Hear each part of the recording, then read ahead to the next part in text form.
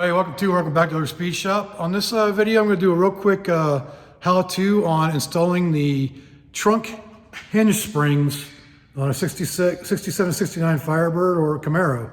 So stand by and enjoy the video. All right, everybody. So I'm going to do a real quick video on how to install the trunk hinge springs on a 67, 69 Firebird Camaro. And I looked online to see if I could find anybody that has a tutorial on how to do this, and I couldn't find it. So I got the first one in there. I'm going to basically show you how to do the second part, the second one. So the basics of how it works is you have, this end has a short 90 degree on it, this end with a long 90 degree. The side of the short 90 degree, it goes into the hinge up in here. And I'm trying to get some light up in there. So if you see that little hole right there, right in the middle, like I was saying before I was so rudely interrupted by me shutting the phone off, or shutting the camera off, see that little hole up inside there? That's where this short 90 degree part goes into. So you get it up in there, and I'm not sure if I have it the right one on right one on first. Hopefully it'll work out. But I found a neat way of actually getting this thing on there because I have a lot of spring pressure. And I just got on the top rung right now. You can move it down to 3 different levels. I just want to get it on one to see, to see if I can make it work. So I'm just going to show you how to do that. So let's get to that.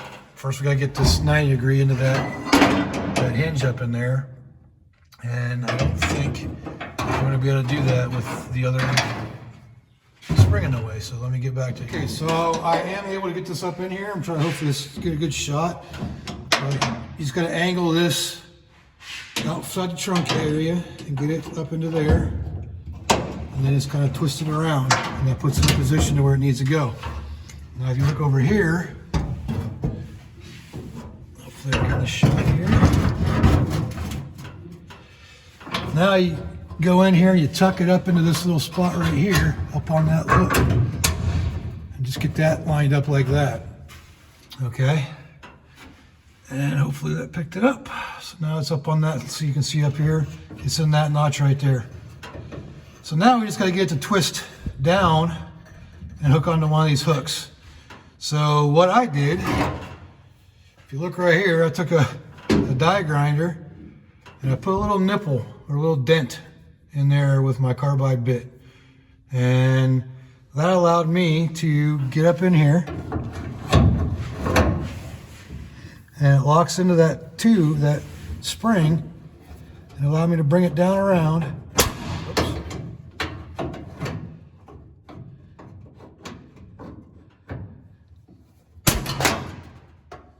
Okay. Have I said that this is kind of a difficult part because of the spring tension? Yes, it is.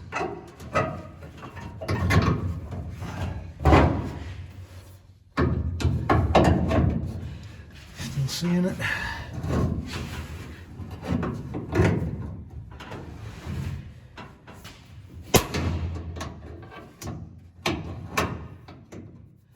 Worked so good on the first one.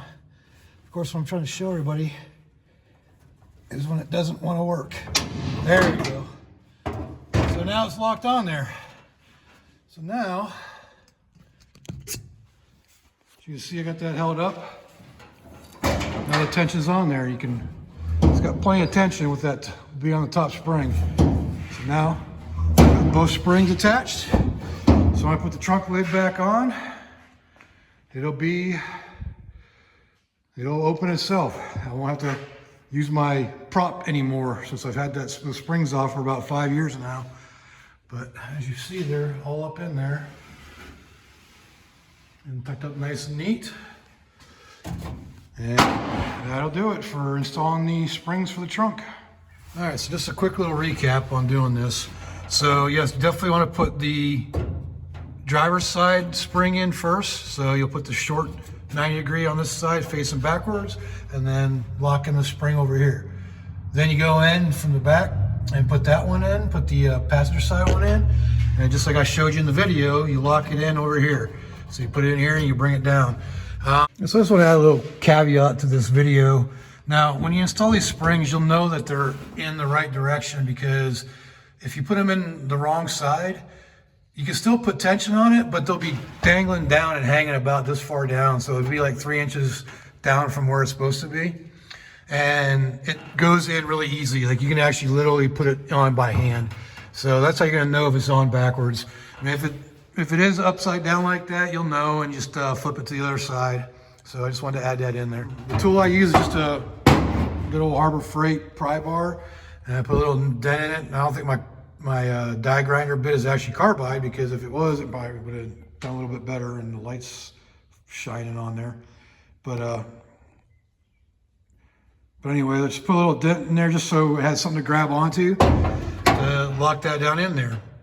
Now, I think probably if you need more tension on the spring, probably bringing it down is going to be a little bit easier. You can just put a pry bar on it on the top side here and just kind of pry it down around. And if I have to do that, I'll make a video of that as well.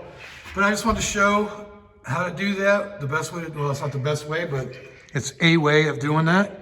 And it worked out pretty good for me. So now my springs are on, and I can put my trunk lid back on and it'll actually open itself. All right, that'll wrap up this video on installing the trunk hinge springs on a 67 to 69 Camaro or Firebird. So if you liked the video, again, leave a like down there. Subscribe if you haven't subscribed. I do a lot of videos like this on Firebirds, plus a lot of other things. So check out my playlist, check out my other videos. If you liked what you saw and it helped you out, leave me a comment down there, let me know. So that way I know that I'm doing good for you. So again, thanks for watching, and I appreciate you all being here. And until next time, I'll see y'all later.